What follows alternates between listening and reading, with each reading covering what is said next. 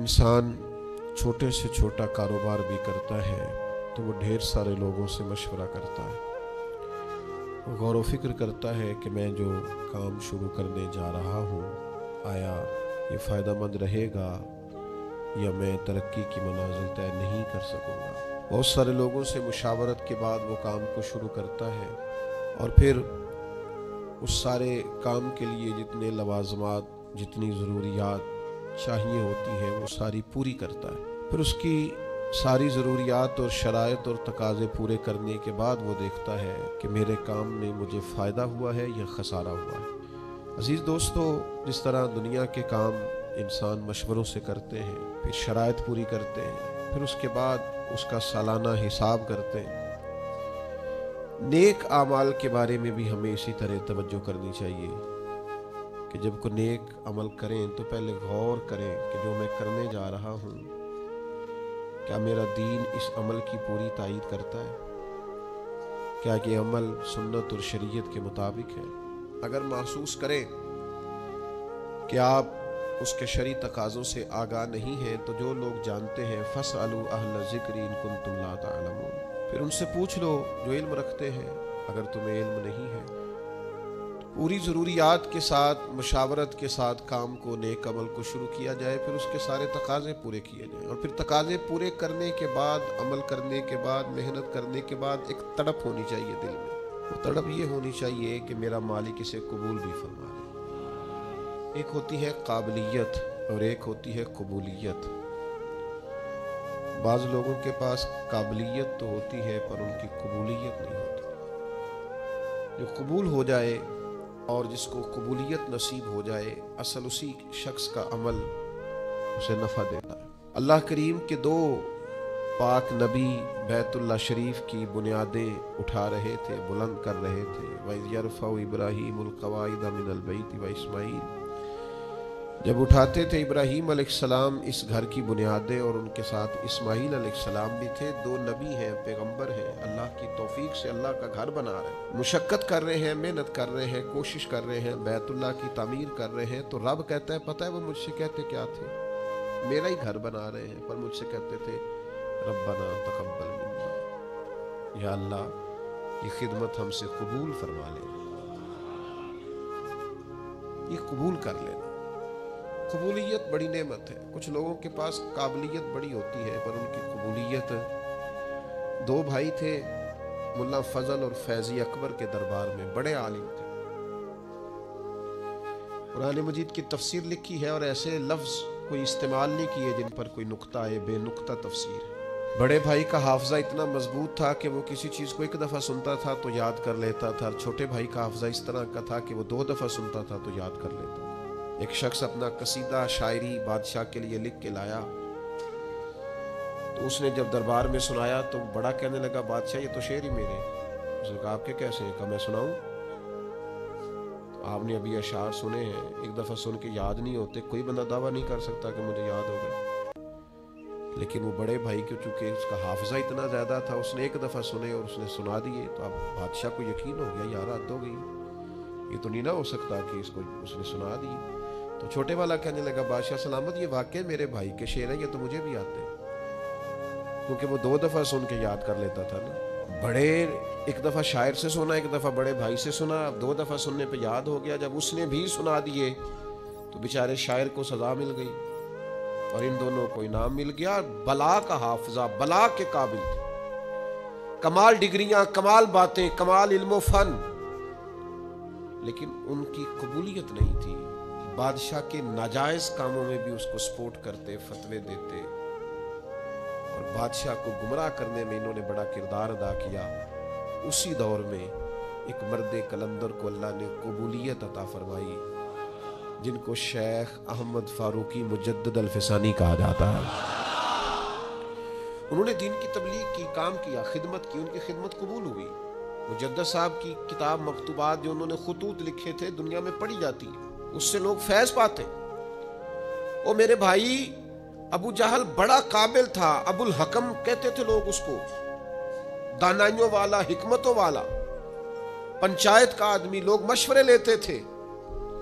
लेकिन بڑا سمجھدار، بڑا معاملہ فہم، بڑا مدبر ہونے کے باوجود اس کی قبولیت، یہ قبولیت اللہ نے حضرت صدیق اکبر کو عطا فرمائی۔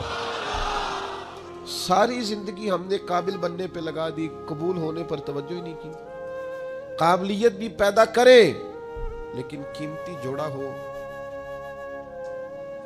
اور محنت سے شوق سے خریدا ہو، رنگ بھی پسند ہو، کپڑا بھی بڑا بہترین ہو، درزی کو دیا بھی جائے، لیکن اگر وہ درزی بھی کئی راتوں کا بیدار ہے، آنکھیں اس کی باہر آ گئی ہیں، اس نے سی کر کے دیا ہے، لیکن اگر تو اس کی تعریف ہو جائے تو پھر تو وہ خوش ہو جاتا ہے کہ بھئی کہتے ہیں کیا بات ہے جناب کی مہربانی، آپ نے کمال کر مطمئن ہو گیا۔ لیکن اگر کسی نے کہہ دیا کہ یار تو نے تو حد کر دیا، یہ تو ناپ ہی پورا نہیں، ماپ ہی سارا غلط ہو گیا، تو مجھے بتائیے وہ ساری محنت فائدہ مند ہوئی کہ رائے گاں گئی؟ جو قبول ہو جاتے ہیں نا، اصل بات ان کی ہے،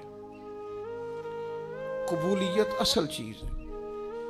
قرآن مجید پڑھا ہے، تلاوت کی ہے، عبادت کی ہے، دعا کرو نا، وہ قبول بھی تو کرے نا، اور وہ کریم ہے۔ اگر تو قبول کرنے پہ آئے تو نبی پاک علیہ السلام نے فرمایا تم باتیں کرتے کرتے ایک ایسا جملہ کہتے ہو کہ مالک کو اتنا دریائے رحمت کو جوش آتا ہے کہ ایک جملے کی وجہ سے تمہارے لیے جنت کا فیصلہ کر دیتا ہے۔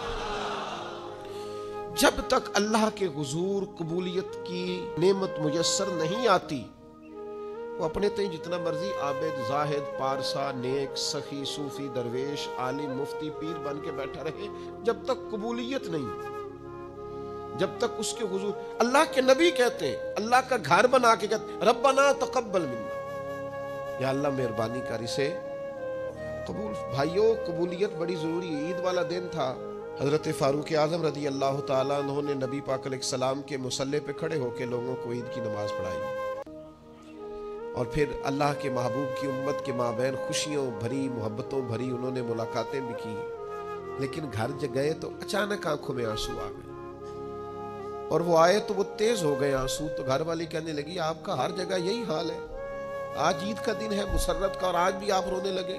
آپ فرمانے لگے تو ٹھیک کہتی ہے، مجھے بھی اندازہ ہے کہ آج خوشی کا دن ہے، عید الفطر ہے، روزے گئے ہیں تو رونا نہیں چاہیے، خوشی کرنی چاہیے۔ تو کہا پھر آپ کیوں رو رہے ہیں؟ تو فرمانے لگے بس کیا کروں، دل نرم ہے، ایک بات یاد آ گئی، اس نے رلا ڈالا ہے۔ اور حضور کیا یاد آیا؟ فرمانے لگے میرے دل میں خیال آیا ہے عید تو اس کی ہے نا جو قبول ہو گیا ہے، اس کے روزے قبول ہو گئے، جس کی نمازیں قبول ہو گئی، جس کی تراویح قبول ہو گئی، جس کا اعتکاف قبول ہو گیا، جس کی بیت اللہ کی حاضری قبول ہو گئی، جس کی روضہ رسول کی حاضری قبول ہو گئی، جو قبول ہو گئی، عید تو اس کی ہے، لیکن جس نے سارا کچھ کیا ہے پر قبول نہیں ہوا، تو اس کو پھر میری طرح رونا ہی چاہیے، اس کے لیے رونا ہی تو ہے۔ وہ یارو اگر وہ کرے قبول تو بڑا کریم ہے، ورنہ حال یہ ہے کہ فویل للمصلین، کچھ نمازیوں کے لیے بھی بربادی ہے، کچھ قاریوں کے لیے بھی بربادی ہے، کچھ ایسے صاحبان علم بھی ہوں گے جو صبح قیامت معاذ اللہ ثم معاذ اللہ، حضرت ابو ہریرہ فرماتے ہیں سب سے پہلا حساب ہی قاری کا، سخی کا اور شہید کا ہوگا، اور ان کی اپنی تصنع، ریاکاری اور دکھلاوے کی نیتوں کی بنیاد پر ان کے اعمال دھتکار دیے جائیں گے۔ دعا کرو اس کے حضور قبولیت ہو جائے، اگر تو وہ کر لے قبول ہو جائے مہربانی، تو حضرت صدیق اکبر جا کے حضرت بلال حبشی کو خریدنے کے لیے کھڑے، کہتے ہیں میرا گورے رنگ والا غلام رکھ لے، یہ کالا حبشی غلام مجھے دے دے۔ تو وہ حضرت بلال جس کے غلام تھے وہ کہنے لگا اگر میں ساتھ پیسے بھی مانگوں، تو کہا جتنے تو کہے پیسے بھی دوں گا، پڑھا لکھا خوبصورت غلام بھی دوں گا، پر یہ حبشی نسل سیدنا بلال مجھے دے دے۔ تو وہ شخص کہنے لگا ابو بکر سیاڑے تاجر ہو، زندگی تجارت میں گزری ہے، کیسا سودا کر رہے؟ حضرت صدیق رو پڑے، کہنے لگے تمہیں اس حبشی کی شان کا نہیں نہ پتا، یہ قبول ہو گیا ہے، یہ قبول ہو گیا ہے، جو تو ہو گیا نا قبول، جس کی تو ہو گئی قبولیت، جس پر تو ہو گیا فضل، تو وہ تو निजात पा गया और फलाह पा गया, लेकिन काबिल बड़ा था, कीमती बड़ा था, रंग बड़ा खूबसूरत था, कद बड़ा ऊंचा था और बातें बड़ी आती थी, पर कबूलियत नसीब अगर वो मेहरबानी करे, अगर वो रहमत करे, अगर वो अता करे और वो कह दे कि तू कबूल है, तो फिर तो बात बन गई। देखो ना, ये कबूल हुए। सहाबा फरमाते हैं एक शख्स ज़िरा पहने हुजूर की बारगाह में आया कि या रसूलल्लाह पहले जिहाद करूं कि पहले कलमा पढ़ूं? तो नबी पाक ने फरमाया तू पहले कलमा पढ़ फिर जिहाद कर। ने कलमा पढ़ा, जिहाद किया, शहीद हो गए, हुजूर उसके सराहने खड़े हैं। देखो कबूल हो गया। ये देखो सराहने हुजूर खड़े, अभी आया थोड़ी देर पहले, थोड़ी देर पहले अभी आया। थोड़ी देर हुई है काया कालियां जुल्फा वाला, ਐਵੇਂ दो घड़ियां मेरे मन विच रुकिया ते कर गया नूर उजाला। हुजूर सराहने खड़े हैं और मुस्कुरा मुस्कुरा के फरमा रहे हैं देखो अमल थोड़ा किया है और अजर ज्यादा ले गया है। ये कबूल हो गया है ना, ये कबूल। सलमान फारसी कबूल हो गए, बिकते बकाते दरवाज़ा रसूल पे आए, सलमान कबूल हो गए। सलमान फारसी हुजूर की बारगाह के मकबूल हो गए, वो खिदमत आली मर्तबत में रहने लगे। सलमान फारसी को आज़ाद कराना था तो उनके लिए बंदोबस्त भी हुजूर करा रहे, उनके लिए खेत और पौधे तैयार किए जा रहे हैं, बंदोबस्त हो रहा है। सलमान कबूल हो गए। फिर इतने कबूल हुए, कहाँ से बिकते बिकाते आए थे, तेरी तलाश में फिरा मैं जंगल पहाड़ और दश्त में। और फिर इतने कबूल हुए कि महबूब करीम ने फरमाया लोगों इसे गैर न समझना, सलमान मिन अहलिल बैत,